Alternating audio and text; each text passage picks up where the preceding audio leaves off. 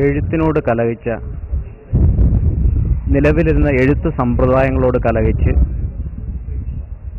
പുതുമയാർന്ന ഒരു എഴുത്തിൻ്റെ ലോകം തുറന്നു കാട്ടിയ മഹാനായ എഴുത്തുകാരൻ കോവിലിൻ്റെ അനുസ്മരണാർത്ഥം സംഘടിപ്പിക്കുന്ന പരിപാടികളിൽ വളരെ വ്യത്യസ്തമായി യുവതലമുറയ്ക്ക് പ്രയോജനം ചെയ്യണമെന്ന് ആഗ്രഹിച്ച് നടപ്പിലാക്കിയ ഒരു സമകാലീന നാടക കളരിയാണ് ഈ കഴിഞ്ഞ 3 ദിവസങ്ങളിലായിട്ട് ഇവിടെ നടന്നു വന്നത്.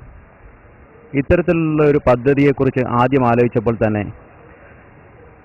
ഈ പ്രത്യേക പരിസ്ഥിതി ഇത് ചെയ്യുമ്പോൾ കൂടുതൽ പ്രയോജനപ്രദമാക്കാൻ വേണ്ടിയിട്ട് ഇതിന് കുറച്ചും കൂടെ നല്ലൊരു മുഖം കൈവരുവാനായിട്ട് ഇതിൻ്റെ സംഘാടകർ എന്നെ സമീപിച്ച സമയത്ത് ഞങ്ങളിതിന് പ്രത്യേകിച്ചും കോവിലിൻ്റെ തന്നെ കൃതികളുടെ നാടകീയ അംശത്തിൽ നിന്നൊരു ഇൻസ്പിറേഷൻ ഉൾക്കൊണ്ടുകൊണ്ടുള്ള ഒരു പദ്ധതിയാണ് ആവിഷ്കരിച്ചെടുത്തത്. ഇതിൻ്റെ പ്രധാനമായിട്ടും ഫാക്കൽറ്റീസിനെ നിർണ്ണയിക്കുന്ന കാര്യത്തിൽ തുടക്കത്തിൽ തന്നെ നിലവിലിരുന്ന സങ്കല്പങ്ങളെ നവീകരിക്കാൻ ശേഷിയുള്ള കേരളത്തിലെ ഏറ്റവും പ്രമുഖരായ ആളുകളെ തന്നെ ഉൾപ്പെടുത്തി ഇത് സംഘടിപ്പിക്കാനുള്ള ഒരു അനുവാദം ഇതിൻ്റെ സംഘാടകരുടെ ഭാഗത്തു നിന്ന് എനിക്കുണ്ടായിട്ടുണ്ട്. അതിൻ്റെ അടിസ്ഥാനത്തിൽ ഈ മുഴുവൻ സമകാലീന വർക്ക്ഷോപ്പിനെയും ഡിസൈൻ ചെയ്യുന്നതിൽ ഇതിൻ്റെ ഷെഡ്യൂളിൻ്റെ കാര്യത്തിലായാലും ഫാക്കൽറ്റിയെ നിർണ്ണയിക്കുന്ന കാര്യത്തിലായാലും ഇതിൻ്റെ കണ്ടന്റ് തീരുമാനിക്കുന്ന കാര്യത്തിലായാലും വളരെ പോസ്റ്റ് മോഡേൺ ആയിട്ടുള്ള ഒരു അപ്രോച്ച് സാധ്യമാക്കാനും യുവതലമുറയെ ഇൻസ്പയർ ചെയ്യിപ്പിക്കാനും കഴിയുന്ന രീതിയിൽ ഡിസൈൻ ചെയ്യണമെന്ന് തീരുമാനിച്ചതിൻ്റെ അടിസ്ഥാനത്തിലാണ് ഇതിനകത്ത് പോസ്റ്റ് മോഡുലാർ ലാബ് ഉൾപ്പെടുത്തിയത്. അതേ കണക്ക് തന്നെ മോർണിംഗ് സെഷനിൽ മൂവ്മെൻറ്റ് ആൻഡ് വോയിസിന് വേണ്ടിയിട്ട് സ്പെഷ്യൽ കാറ്റഗറി ഉൾപ്പെടുത്തിയത്. അപ്പോൾ വളരെ ഇൻറ്റൻസ് ആയിട്ടുള്ള ഒരു വർക്ക്ഷോപ്പാണ് ഞങ്ങൾ പ്ലാൻ ചെയ്തത്. അതിൻ്റെ അടിസ്ഥാനത്തിൽ കഴിഞ്ഞ 3 ദിവസങ്ങളിലായിട്ട് 7:30 സ്റ്റാർട്ട് ചെയ്യുന്ന വർക്ക്ഷോപ്പ് അവസാനിക്കുന്നത് 11:30 രാവിലെ 7:30 തൊട്ട് 9 o'clock വരെ ലോകത്തിൻ്റെ നാനാഭാഗങ്ങളിൽ നടക്കുന്ന വിവിധ എക്സ്പെരിമെൻറ്റുകളുടെ ഫലമായി ഡെവലപ്പ് ചെയ്തിട്ടുള്ള പലതരം ടെക്നിക്കുകളെ ഇൻട്രൊഡ്യൂസ് ചെയ്യുക എന്നുള്ളതാണ് പ്രത്യേകിച്ച് മോർണിംഗ് സെഷൻ നടന്നത്. അതിൻ്റെ അടിസ്ഥാനത്തിൽ അതിനകത്ത് Suzuki method, tai chi, western movement, Pilates, Laban technique, അതണക്കിന് ഇന്ത്യൻ ട്രഡീഷണലായിട്ടുള്ള മാർഷൽ ആർട്സിൻ്റെയും അതണക്ക് ക്ലാസിക്കൽ ഫോമുകളുടെയും സാധ്യതകൾ എക്സ്പ്ലോർ ചെയ്യാൻ പറ്റുന്ന രീതിയിലുള്ള ഫോമുകൾ, അങ്ങനെ പല സംഗതികളെ വളരെ ക്വിക്കായിട്ട് ഒരു ഫാസ്റ്റ് ഫോർവേഡ് മെത്തേഡിൽ ഇൻട്രൊഡ്യൂസ് ചെയ്യാം. അതിനുശേഷം പ്രധാനമായിട്ട് എല്ലാ ദിവസവും 10 മണിക്ക് കേരളത്തിലെ ഏറ്റവും നന്നായി യുവതലമുറയെ ചലഞ്ച് ചെയ്യാൻ പറ്റുന്ന പാരമ്പര്യത്തിൽ ഊന്നി നിന്ന് വർക്ക് ചെയ്യുന്ന രമേഷ് വർമ്മ, കുളൂർ ജയപ്രകാശ് കുളൂർ, അതേപോലെ തന്നെ മനു ജോസ് തുടങ്ങിയ പ്രമുഖരുടെ ക്ലാസ്സുകളും, ഇതിനൊക്കെ പുറമെ ഇൻ്റർനാഷണൽ ലെവലിൽ വേറൊരു രീതിയിൽ ഇൻ്റർനാഷണൽ ലെവലിൽ നടക്കുന്ന മൂവ്മെൻറ്റുകളെ പെർഫോമൻസ് തിയറികളെ സ്റ്റുഡൻസിന് പരിചയപ്പെടുത്തി കൊടുക്കാനായിട്ട് ദേവേന്ദ്രനാഥിനെ പോലുള്ള ആളുകൾ, അതേപോലെ തന്നെ ലോക്കൽ പാർട്ടിസിപ്പേഷൻ, മലയാളത്തിലെ നിലവിലിരിക്കുന്ന സമ്പ്രദായങ്ങളെയും സംവിധാന ശൈലികളെയും ഇൻട്രൊഡ്യൂസ് ചെയ്യാനായിട്ട് ലോക്കൽ നാടക പ്രവർത്തകരായ ശശിധരൻ നടുവിൽ തുടങ്ങിയ ആളുകളുടെ നേതൃത്വത്തിലുള്ള വളരെ യുണീക്കായിട്ടുള്ള ഒരു പഠന പദ്ധതിയാണ് ഈ കഴിഞ്ഞ 3 ദിവസങ്ങൾ ഞങ്ങൾ നടപ്പിലാക്കിയത്. കൂടാതെ എന്നും വൈകുന്നേരം 6:30, ഇതുകൂടാതെ ഈ കോവിലൻ സ്മരണയായിട്ട് ബന്ധപ്പെട്ട് നടന്ന പ്രഭാഷണങ്ങളിൽ കോവിലിൻ്റെ കൃതികളെക്കുറിച്ചും മറ്റ് നോവലിസ്റ്റുകളൊക്കെ കുറിച്ചുള്ള പഠനങ്ങളും പ്രഭാഷണങ്ങളും പങ്കെടുക്കുന്നതോടൊപ്പം തന്നെ എല്ലാ ദിവസവും വൈകുന്നേരവും ഡിന്നറിന് ശേഷവും നടന്ന പോസ്റ്റ് മോഡുലാർ ലാബിൽ അരങ്ങിൻ്റെ ഭാഷയെ വേറെ രീതിയിൽ കലഹത്തോടുകൂടി സമീപിക്കുകയും പുതിയ സാധ്യതകളെ തെളിച്ചെടുക്കാനുള്ള ശ്രമങ്ങൾ, പ്രത്യേകിച്ചും കോവിലൻ്റെ തന്നെ എമാനസ് ബി എന്ന് പറയുന്ന നോവലിനെ 26 വർഷത്തോളം ആർമിയിൽ ജീവിതം ചെലവഴിച്ച കോവിലിൻ്റെ അനുഭവത്തിൽ നിന്ന് സംശീകരിച്ച എമാനസ് ബി എന്ന കൃതിയിലെ വളരെ സെലക്റ്റീവായിട്ടുള്ള ചില പോർഷൻസിനെ സമകാലീനമായ ഒരു അന്തരീക്ഷത്തിലേക്ക് പറിച്ചു നടുകയും അരങ്ങിൻ്റെ പുതിയ ഭാഷ കണ്ടെത്താനുള്ള ചില പരീക്ഷണങ്ങളുമായിട്ട് സ്റ്റുഡൻസ് മുന്നോട്ട് പോവുകയുണ്ട്. അതിൻ്റെ അടിസ്ഥാനത്തിൽ വളരെ ചെറിയൊരു ഷോ ഡെവലപ്പ് ചെയ്ത് വന്നിട്ടുണ്ട്. ഈ രീതിയിൽ പുതിയ തലമുറയെ ഉണർത്തുവാനും പ്രചോദിപ്പിക്കാനും കഴിയുന്ന രീതിയിലാണ് ഈ കഴിഞ്ഞ ദിവസങ്ങളിൽ ഈ വർക്ക്ഷോപ്പ് നടന്നു വന്നിരിക്കുന്നത്. അപ്പോൾ പ്ലച്ചിമടയെക്കുറിച്ച് ഞാനൊന്നും പറയേണ്ടതില്ല, ചെങ്ങറയെക്കുറിച്ച് പറയേണ്ടതില്ല, ഒക്കെ ഇവിടെ പറയുന്ന ആളുകളുണ്ട്. ഞാനിവിടെ ഇല്ലാത്ത സമരങ്ങളെക്കുറിച്ചാണ് പറയുന്നത്. അപ്പോ ജനകീയ സമരങ്ങൾ വിജയിക്കുന്നുണ്ട്. മറുവശത്ത് നോക്കുക, കഴിഞ്ഞ 20 വർഷമായി നമ്മുടെ മുഖ്യധാര രാഷ്ട്രീയ കക്ഷികൾ ഭരണപക്ഷത്തോ പ്രതിപക്ഷത്തോ ഇരുന്ന് ഏതെങ്കിലും ഒരു സമരം അവർ നടത്തുകയോ വിജയിക്കുകയോ ചെയ്തിട്ടുണ്ടോ? ഇല്ലല്ലോ. ഒരു സമരവും അവർ നടത്തിയിട്ടില്ല. നടത്തിയ സമരങ്ങൾ ഈ പറഞ്ഞതുപോലെ പെട്രോൾ വില വർദ്ധിച്ചാൽ ഉടനെ പിറ്റേ ദിവസം ഒരു ഹർത്താൽ ചെയ്യുന്ന വിഷയങ്ങൾ അത് നമുക്ക് കിടക്കണം. അപ്പൊ തീർച്ചയായും കേരളത്തിൽ എവിടെയോ ഇപ്പോൾ ഭൂപരിഷ്കരണത്തിന്റെ കാര്യം പറഞ്ഞു, കേരളത്തിലെ ആരോഗ്യ രംഗം, കേരളത്തിലെ വിദ്യാഭ്യാസ രംഗം, കേരളത്തിലെ സാമൂഹ്യ രംഗം, കേരളത്തിലെ ജനാധിപത്യം, കേരളത്തിലെ സാംസ്കാരിക രംഗം, സ്ത്രീകൾ, ദളിതർ, ആദിവാസികൾ, അങ്ങനെ ഓരോന്നെടുത്താൽ എവിടെ എത്തി നിൽക്കുന്നു കേരളം എന്ന ചോദ്യം, അവിടെയാണ് പ്രശ്നം. ഏതാണ്ട് 1980-90 വരെ ഈ ചോദ്യങ്ങൾ നമ്മൾ ചോദിച്ചിരുന്നില്ല. നമ്മൾ വേറെ പൊതു രാഷ്ട്രീയ ചോദ്യങ്ങൾ ചോദിച്ചിരുന്നു. പക്ഷേ ഈ നേരത്തെ പറഞ്ഞതുപോലെ തൊട്ട് ഓരോരുത്തരായി ഇതിന് എന്ത് സംഭവിച്ചു എന്ന് ചോദിച്ചില്ല. ഇപ്പോൾ കഴിഞ്ഞ 20 കൊല്ലമായി അങ്ങനെയാണ് ചോദിക്കുന്നത്. ഭൂപരിഷ്കരണം എവിടെ എത്തി സഖാവേ? കൊയ്യാൻ ആളില്ല എന്ന്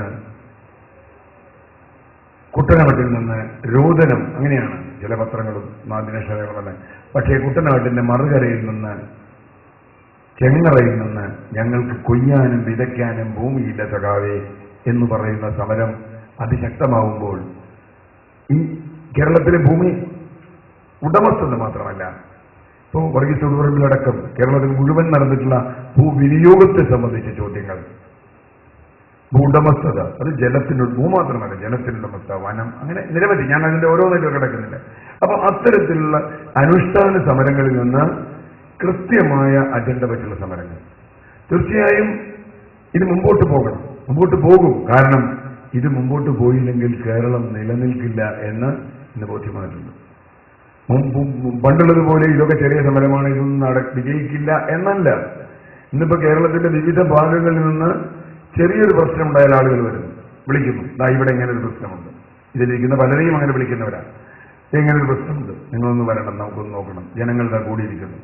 അത് ജലചൂഷണത്തെക്കുറിച്ചാവാം, അല്ലെങ്കിൽ മാലിന്യം കൊണ്ടിടുന്നതിനെ കുറിച്ചാവാം, അല്ലെങ്കിൽ ഗതാഗതമാവാം, അല്ലെങ്കിൽ കുടിയൊഴിക്കലാവാം. ഇപ്പൊ ദേശീയപാത വികസനവുമായി ബന്ധപ്പെട്ട് കേരളത്തിൽ നടക്കുന്ന പ്രതിരോധം എന്ന് പറഞ്ഞാൽ എത്ര കൊല്ലമായി കേരളത്തിൽ ഭൂമി എടുക്കാൻ ആലോചിച്ചു തുടങ്ങിയിട്ട് ദേശീയപാത വികസനത്തിന് എടുക്കാൻ കഴിയുന്നില്ല എന്ന് പറഞ്ഞാൽ അതിന്റെ പ്രതിരോധമല്ല. അതിനിടയ്ക്ക് ഭൂമി എടുത്ത മുലമ്പള്ളിയിൽ നടന്ന സമരം, അത് ഇതിന് മുമ്പിലൊരു ഭാഗമാണ്. മുലമ്പള്ളിയിൽ ഒരു വികസനത്തിന് വേണ്ടി കുടിയൊഴിക്കപ്പെട്ടവർ എവിടെ എത്തി നിൽക്കുന്നു എന്ന ചോദ്യം, ഇന്ന് അവരുടെ ഗതി എന്താണ്? നമ്മളിപ്പോ വിജയിച്ചോ പരാജയപ്പെട്ടു എന്ന് പറയാൻ പറ്റില്ല. എൻഡോസൾഫാൻ എവിടെ എത്തി നിൽക്കുന്നു ആ സമരം. പക്ഷേ ഒരു കാര്യത്തിൽ നമുക്ക് കീടനാശിനികൾ ഇല്ലാത്ത ലോകത്തെക്കുറിച്ച് കഴിയുമോ? കൃഷി സാധ്യമാകുന്ന ലോകത്തെക്കുറിച്ച് കഴിയുമോ? ഇത്തരം ചർച്ചകളിലേക്ക്, അവിടെയാണ് ശരിക്കും അജണ്ട എനിക്ക് തോന്നുന്നത്. രാഷ്ട്രീയ കക്ഷികൾ അവരുടെ അജണ്ട നടപ്പാക്കാൻ, അല്ലെങ്കിൽ ഭരണകൂടത്തിന്റെ അജണ്ടകൾ നടപ്പാക്കുന്നതിന് സ്റ്റോപ്പ് മെമ്മോ കൊടുക്കാൻ നമുക്ക് പലപ്പോഴും കഴിയുന്നു. ഇപ്പോൾ നാം സ്റ്റോപ്പ് മെമ്മോ കൊടുക്കുക മാത്രമല്ല, ചില അജണ്ടകൾ അല്ലാതെ നടപ്പാക്കേണ്ടി വരും. ഇപ്പോ മാലിന്യ സംസ്കരണത്തിന്റെ കേസെടുക്കുക. കഴിഞ്ഞ 15 വർഷമെങ്കിലുമായിട്ട് കേരളത്തിലെ പരിസ്ഥിതി പ്രവർത്തകരും സാമൂഹ്യ പ്രവർത്തകരും പറയുന്ന ഒരു കാര്യമാണ്, കേന്ദ്രീകൃത മാലിന്യ സംസ്കരണ സംവിധാനം കേരളത്തിൽ സാധ്യമല്ല. ഇത് ഓരോ സ്ഥലത്തും പരീക്ഷിച്ച് പരാജയപ്പെട്ടാലേ ഭരണകൂടത്തിന് ബോധ്യം വരൂ. ലാലൂർ പരാജയപ്പെട്ടാൽ അപ്പൊ നമുക്ക് വെള്ളപ്പിൽശാല നോക്കാം, വെള്ളപ്പിൽശാല പരാജയപ്പെട്ടാൽ ഞെളിയമ്പറമ്പ് നോക്കാം, ഞെളിയമ്പറമ്പ് പരാജയപ്പെട്ടാൽ ചേളോരം നോക്കാം, ചേളോര പരാജയപ്പെട്ടാൽ പെട്ടിപ്പാലത്ത് നോക്കാം, അല്ലെങ്കിൽ ചക്കങ്കണ്ടത്ത് നോക്കാം. നമ്മൾ ഇതിൽ പരാജയപ്പെട്ടിട്ട് വീണ്ടും പരാജയത്തിന്റെ വഴികൾ അന്വേഷിക്കുക. ഇപ്പൊ ഏതാണ്ട് മന്ത്രിമാരൊക്കെ നേതാക്കന്മാരൊക്കെ ഇനി അത് നടക്കില്ല, ഇനി നമുക്ക് വികേന്ദ്രീകൃത മാലിന്യ സംസ്കരണമേ സാധ്യമാവൂ. ഇതാണ് വളരെ കാലമായി ജനങ്ങൾ പറയുന്നത്. ഞാൻ പറഞ്ഞത് ഇപ്പൊ കേരളത്തിന്റെ മാലിന്യ സംസ്കരണം സംബന്ധിച്ച്, കേരളത്തിന്റെ ഗതാഗതം സംബന്ധിച്ച്, കേരളത്തിന് വൈദ്യുതി ഊർജ്ജം സംബന്ധിച്ച് ഇതൊക്കെ വലിയ സംവാദങ്ങൾ കേരളത്തിൽ നടക്കുകയാണ്. നിങ്ങൾക്ക് കൂടംകുളം വേണ്ട, നിങ്ങൾക്ക് ആതിരപ്പള്ളി വേണ്ട, നിങ്ങൾക്ക് എവിടെന്നാ വൈദ്യുതി എന്ന് ചോദിച്ചിരുന്ന ആളുകൾ, ആ ചോദിക്കുന്ന ആളുകൾ ഇപ്പോഴും ഉണ്ടെങ്കിലും ആ പഴയ ചോദ്യമില്ല. ഇപ്പോൾ മണൽ വാരിയില്ലെങ്കിൽ മണലിനെന്താ ബദൽ, ഞങ്ങളെങ്ങനെ നിർമ്മാണ പ്രവർത്തനം നടത്തും എന്ന് ചോദിക്കുന്നവർക്ക് ഇപ്പോൾ 15 രൂപയ്ക്ക് കുപ്പിവെള്ളം വാങ്ങി കുടിക്കുമ്പോൾ അത് ആ കുപ്പിവെള്ളം ചൂണ്ടിക്കാണിച്ചുകൊണ്ട് ഈ വെള്ളത്തിനെന്താ ബദൽ സാർ എന്ന് മറുപടി പറയാൻ കഴിയുന്നില്ല. കാരണം സമരത്തിൽ ആ സമരം നമ്മുടെ സമൂഹത്തിൽ ഉണ്ടാക്കിയിട്ടുള്ള ഒരുപാട് മാറ്റങ്ങളുണ്ട്. ആ മാറ്റങ്ങളെ യഥാർത്ഥത്തിൽ ഒരു പോസിറ്റീവ് പൊളിറ്റിക്കൽ അജണ്ടയായി, അല്ലെങ്കിൽ ഒരു രാഷ്ട്രീയ ശക്തിയായി അവിടെ നമുക്ക് രാഷ്ട്രീയം എന്ന് പറഞ്ഞാൽ ഇവിടെ കേരളത്തിലടുത്ത തെരഞ്ഞെടുപ്പിൽ നിന്ന് ജയിക്കുന്ന രാഷ്ട്രീയ ശക്തിയോ മുന്നണിയോ ഒന്നുമല്ല. അതെങ്ങനെ പൊളിറ്റിക്കലാവുന്ന പ്രധാനമായും ഭരണകൂടത്തിന്റെ അധികാരമാണ് രാഷ്ട്രീയം എന്ന് പറയുന്നത്. ഭരണകൂടത്തിന്റെ അധികാരത്തിൽ നിങ്ങൾക്ക് എങ്ങനെ ഇടപെടാൻ കഴിയുന്നു എന്നതാണ് രാഷ്ട്രീയ അധികാരം. ആ അധികാരത്തിലേക്ക് അത് മന്ത്രിയാവണമെന്നില്ല, പഞ്ചായത്ത് മെമ്പർ ആവണമെന്നില്ല, നമുക്ക് അല്ലാതെ തന്നെ ആ ചോദ്യങ്ങൾ ചോദിക്കാൻ കഴിയും. അങ്ങനെ ചോദിക്കുന്ന സമരങ്ങളുടെ വലിയ അതിന്റെ കൂട്ടായ്മ BRP സാർ കഴിഞ്ഞ ദിവസം ഇത് സംബന്ധിച്ച് ഞങ്ങളൊരു ചർച്ച ചെയ്തപ്പോൾ സാർ എന്ന് പറയുന്നത് ഞാൻ വിചാരിച്ചു. കേരളത്തിലെ തെരഞ്ഞെടുത്ത ഒരു വിജയിച്ച 10 സമരങ്ങളുടെയെങ്കിലും ഒരു പൂർണ്ണമായ ഇൻഫർമേഷൻ ബാങ്ക് ഒരു പുസ്തകമായിട്ടെങ്കിലും നമുക്ക് അടിയന്തരമായി പുറത്തിറക്കേണ്ടതുണ്ട് എന്ന് സാർ പറഞ്ഞു. ശ്രമിക്കാം എന്ന് പറയുന്നത് ഈ അലക്കൊഴിഞ്ഞിട്ട് കാശിക്ക് പോകാൻ നേരില്ലാത്തതുകൊണ്ട് കാശിക്ക് ഇതുവരെ പോയിട്ടില്ല. അപ്പൊ അതുകൊണ്ട് തീർച്ചയായും അത് നമുക്ക് കൂട്ടായ്മയിലൂടെ ചെയ്യേണ്ട ഒരു കാര്യമാണ്.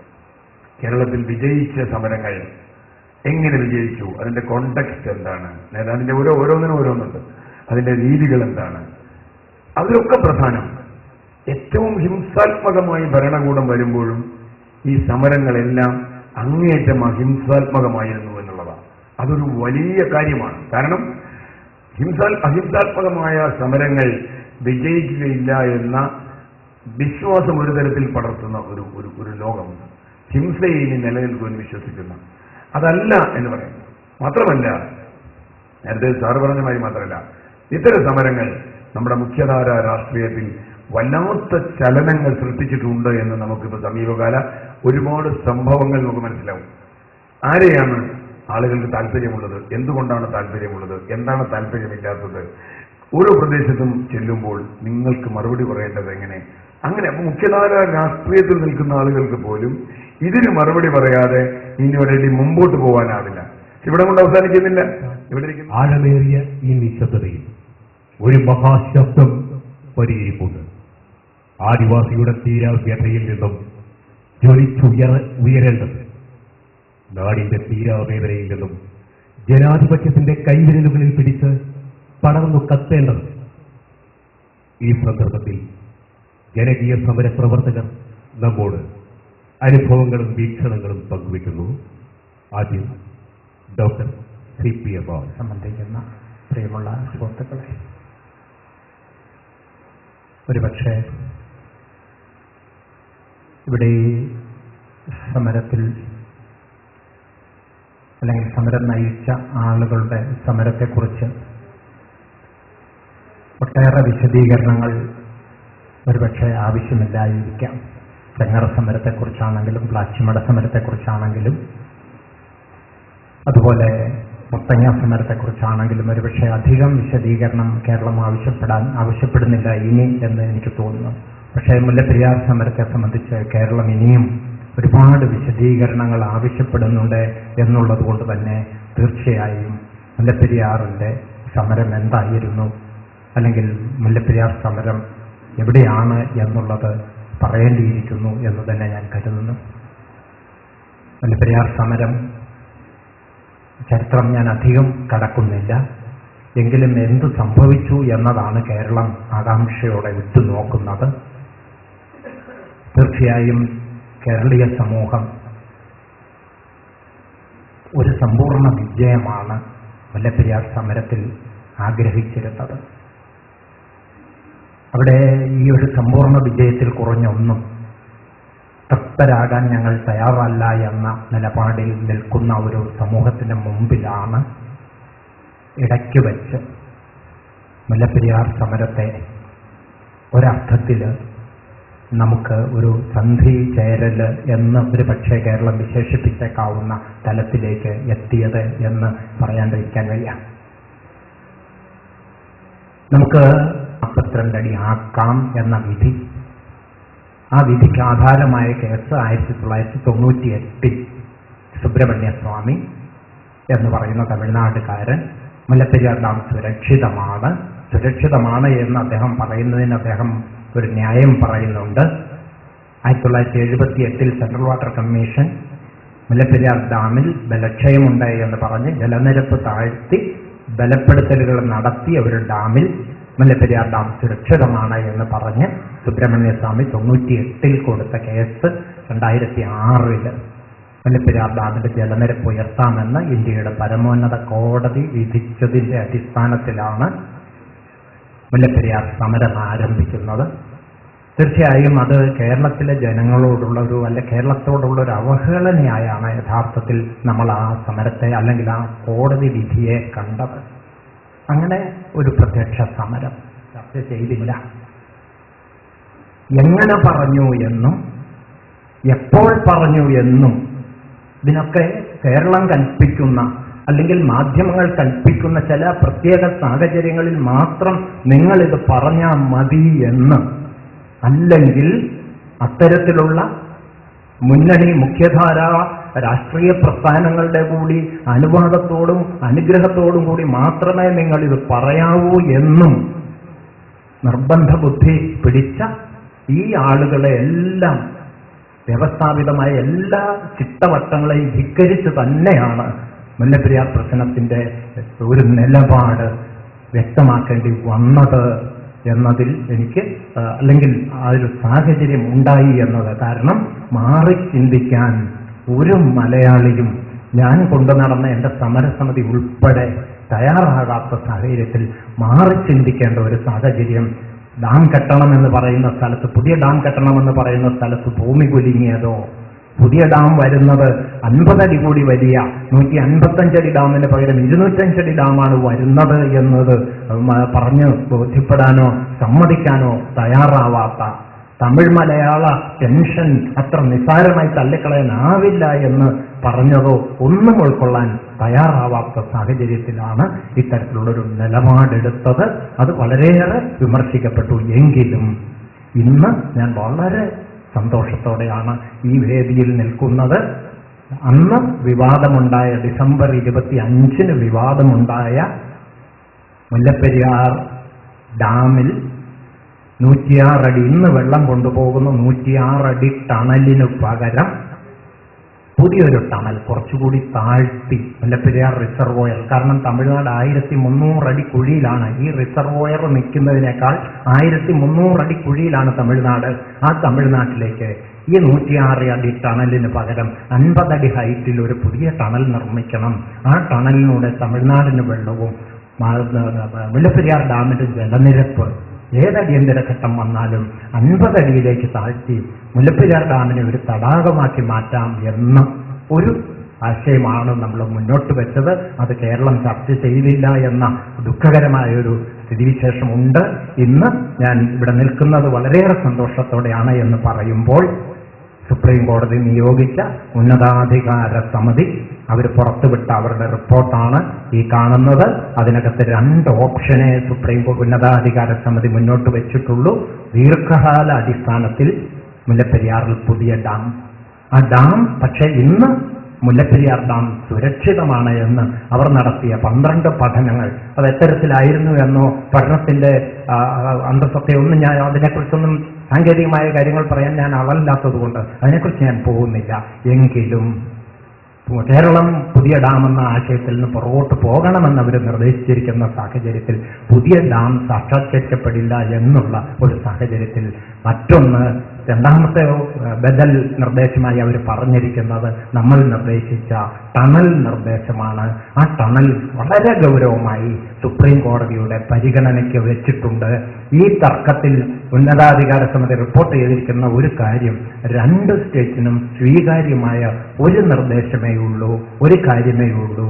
അത് മുല്ലപ്പെരിയാർ ഡാമിൽ പുതിയൊരു ടണൽ നിർമ്മിച്ച് ജലനിരപ്പ് താഴ്ത്തി കേരളത്തിന് സുരക്ഷയും തമിഴ്നാടിന്റെ വെള്ളവും തമിഴ്നാടിന് വെള്ളത്തിന്റെ ആവശ്യവും നിറവേറ്റാൻ കഴിയും. പുതിയ ഡാം ആവശ്യമില്ല, പുതിയ ഡാം അധികം വളരെയേറെ ചെലവുള്ളതാണ് എന്നും ഈ ഡാം ഈ ടണൽ വളരെ ചെലവ് കുറഞ്ഞ പദ്ധതിയാണ് എന്ന് വ്യക്തമായി ഈ റിപ്പോർട്ടിൽ പറഞ്ഞിട്ടുണ്ട്.